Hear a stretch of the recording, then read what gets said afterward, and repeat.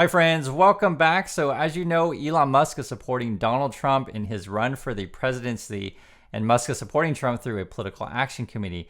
There's a couple articles that just came out regarding Musk's political action committee, and I'll just tell you the truth on this thing. It's really, really shady and probably should be illegal. I want to show you guys this, show you what the sort of scam, what it is, and I want to get your opinion as well. So we'll read through the headlines first. It says, Elon Musk's PAC is misdirecting and scraping data from unknowing swing state voters.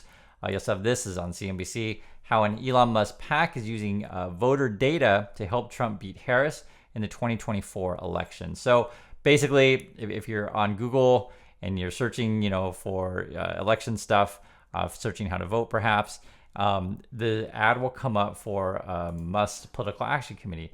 And it'll look like this. So this is the website right here. This is live, and I'll show you how this works. Depending on which zip code you put in, you'll get a different answer, essentially, right? So it says here, America, register to vote early, pledge to vote, contact us. And there's no indication necessarily like which party that this is involved with. It says here, register to vote, make a plan to vote early in person or by mail, vote and have your say in if America can land of freedom, an opportunity for all, we can have the greatest election victory in America's history when you vote. So we'll hit register to vote here, okay? And we're gonna just, I'll show you guys this. I have different zip codes in here, so we'll do an LA one. So 90001, so we'll go back to here, we'll put in an email, we'll just say my name is Mike at aaa.net, and my zip code was 90001, okay? So this would be an LA zip code with an email address. So we'll hit next, and this will send you, it says California State Official Form. So I click on that. No problem, guys, no problem. So this takes you on how to register to vote, right? No problem. So if you enter in a California stuff, that's what you get. Let me show you this though, because I'm gonna refresh it here. So let's do it again. This time, let's use an Atlanta zip code. I think you guys kind of see where this is going. I also have an address there, and I'll show you why in a moment here. So the zip code for Atlanta, this would be a swing state, 30033. Is that what it was? 30033. Yeah, 30033. And we'll just put in an email address at aaa at whatever .net. Okay. We hit next step, and this is from Atlanta, and you get a different result.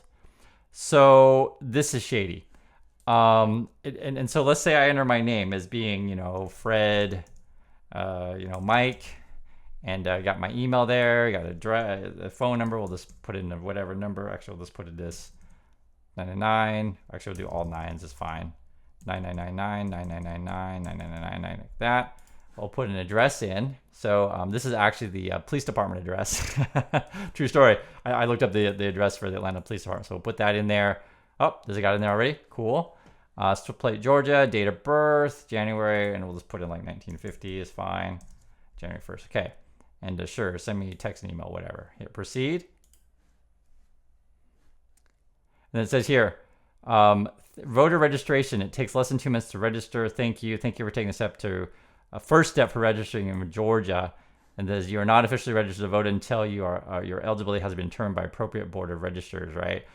The point being is, if someone doesn't read the fine print, you would think maybe you're registered to vote, maybe, right? I say maybe, because to be fair to them, they do say, thank you, you're taking the first step to register, but like, they say register to vote here, you just put in your name and your address, and you would think, oh, I'm registered. I'm just telling you, this is sort of what, voter registration takes less than 2 minutes, etc.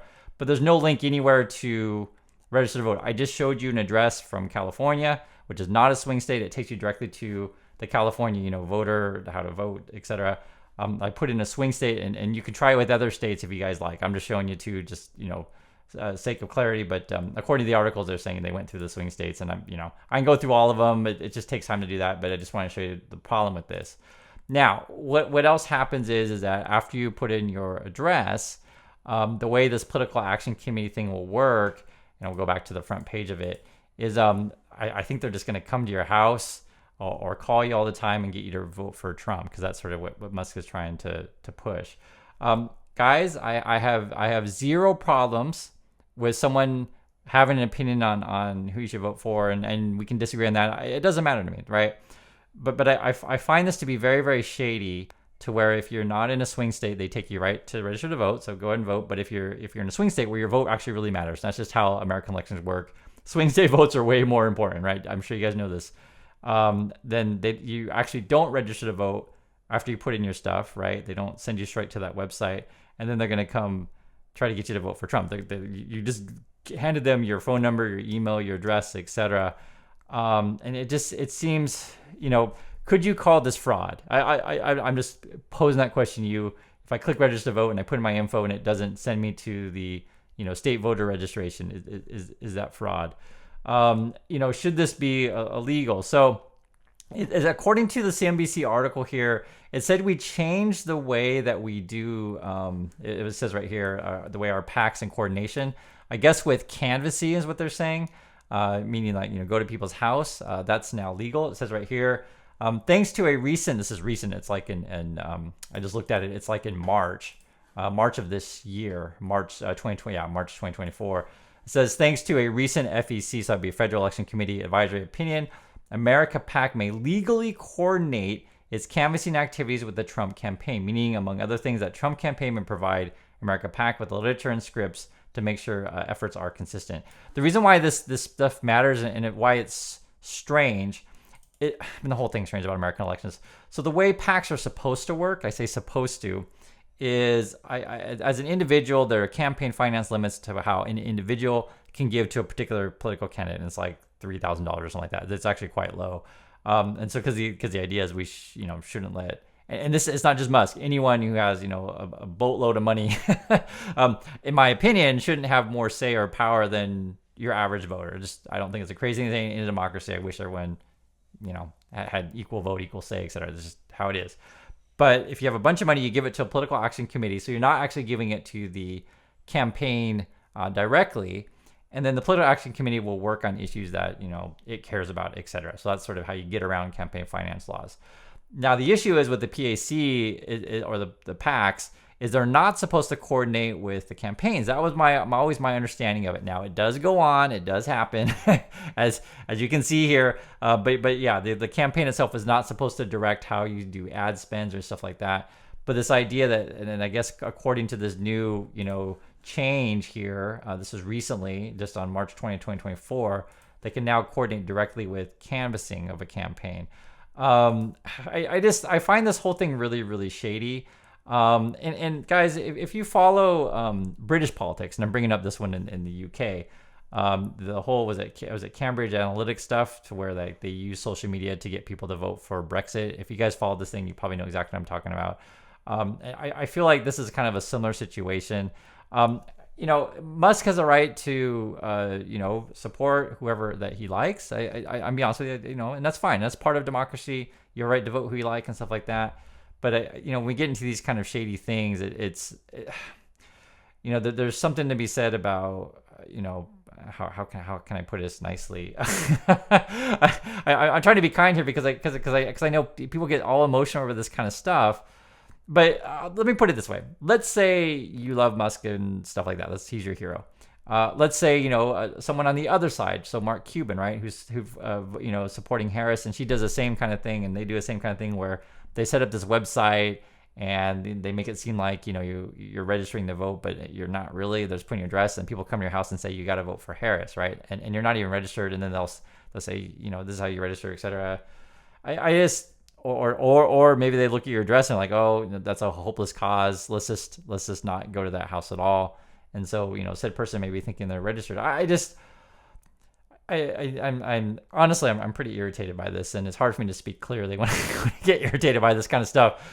Because to me, it's obvious that this is messed up. This whole thing is messed up. I mean, it's just the way we do our money in USA is messed up. The way that you can set up these kind of websites, and you could make the case too that if these ads appear, say, on Google or Facebook or Twitter, well, Musk owns Twitter, so that there's that.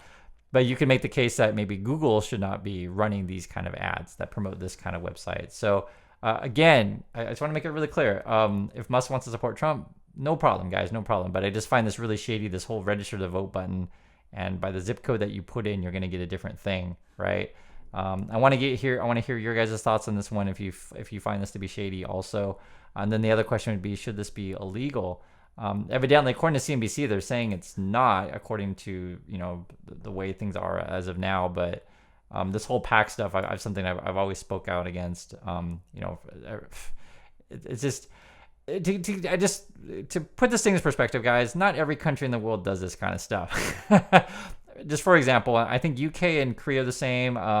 I think Japan might be similar as well, and you could probably go through a list of all the countries. But what I mean by similar is like, so in USA, campaign can be like a year, like really really long. In a place like say Korea or say UK, you can't run any campaign ads unless they're in like a designated period, which is like a month. So then like politics in other countries is like really really short. It's just different, and so you're not constantly bombarded with campaign ads all the time. Moreover, you can limit amount of spending that any campaign can have.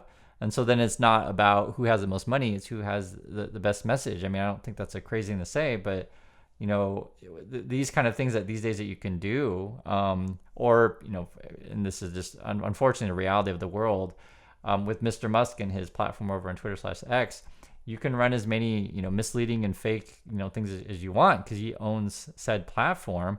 As you guys know, he recently did the AI thing of Harris, and I actually showed it to my wife, and I was like, you got to see this thing. It's ludicrous, and my wife immediately was like, oh my god, the voice is really good on this thing, right? Because the way that it comes across, it sounds like, oh, maybe they got a private phone call from her or something like that, and it's just it's and that stuff should be illegal as well.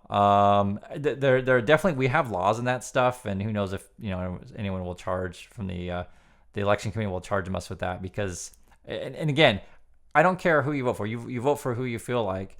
But this idea of using the voice and the image of a political candidate and manipulate that to say whatever you want. It's the very definition of like a fake AI video. And for elections, it really matters. It really, really matters.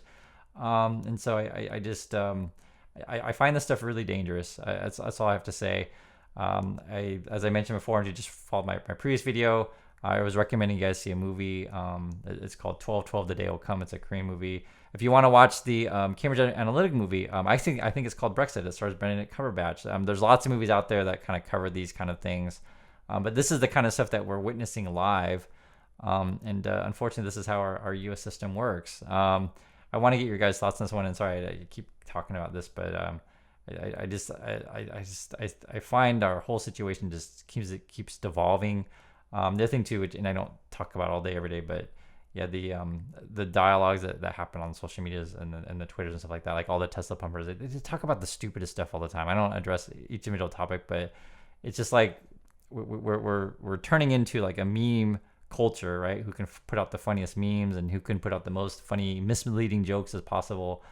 And that's why I show you guys directly when we go to these sites. I show you exactly where how this stuff works and why I think that it's shady and should be illegal in my opinion. So I want to get your guys' thoughts on this one, and I'll catch you in the next video.